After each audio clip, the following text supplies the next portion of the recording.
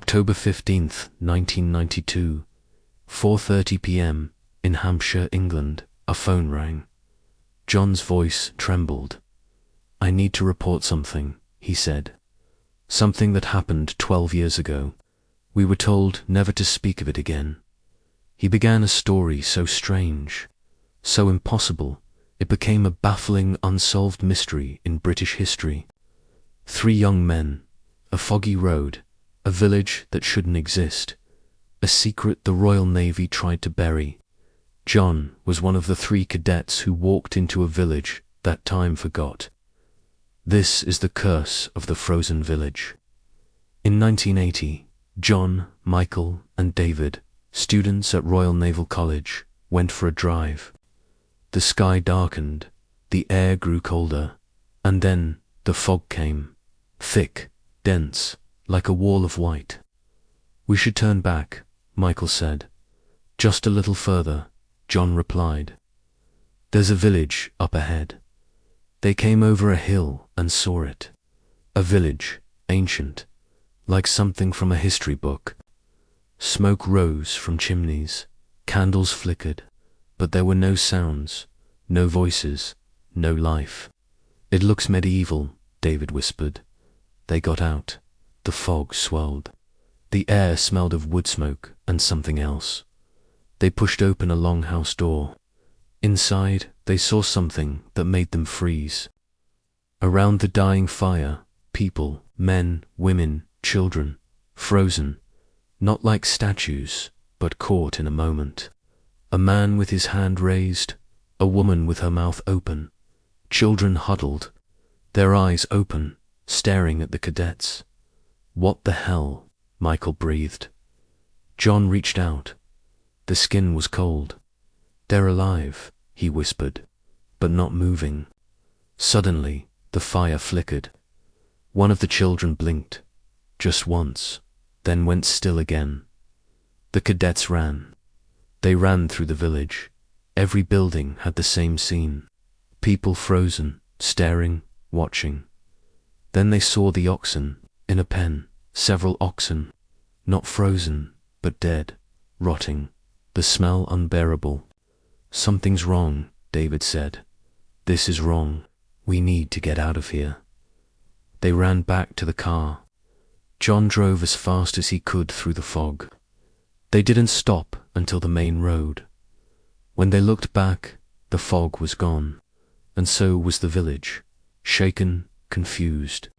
They told their commanding officer. He told them to forget what they saw, never speak of it again.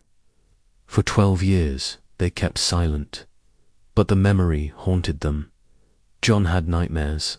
Finally, in 1992, he made the phone call.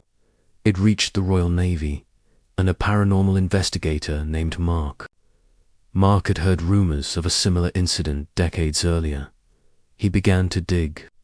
He discovered the village matched a 14th century village, wiped out by the Black Death in 1350. But the cadets said the people looked medieval, not dead, frozen. Legends spoke of a curse. A village sealed in time by a pact with the devil, appearing only in the fog. The most disturbing detail, the village had been seen before. In 1919, by a soldier named Thomas. He described it exactly as the cadets did 61 years later. Stone buildings, thatched roofs, frozen people, rotting animals. Thomas died in 1975, still haunted. Mark compared the accounts. They matched perfectly. Mark investigated the location. He found nothing, just empty fields, no village, no sign. Michael and David confirmed the story. The Royal Navy refused to comment. Records sealed. Local legend, in the 14th century, villagers made a deal with the devil for wealth and protection. When the Black Death came, the devil collected. He trapped them in time, forever frozen, forever watching, forever waiting. Anyone who enters becomes part of the curse. John received a warning. You were not meant to see. You were not meant to speak. The watchers are watching you now. John moved away, changed his name, but the nightmares never stopped. Michael died in 2005. David is still alive. He refuses to talk about that day. He says the fog still haunts his dreams. Was it a time slip? A parallel dimension? A curse? The Royal Navy denies everything. 3 men don't imagine the same thing, and they don't carry the same nightmares for 12 years. The village has never been found again. But locals say on foggy October nights, you might see a glimmer of light. If you follow it, you might find yourself in a village that time forgot, with watchers in every window, waiting for you. What happened to the frozen people after the cadets left? Did they unfreeze? Did they remember being watched? The cadets said one child blinked, just once, as if trying to warn them, or trying to remember how to move. The case remains unsolved. The Royal Navy's files remain sealed, and somewhere a village waits. The watchers are still watching. Are you brave enough to find them? The end.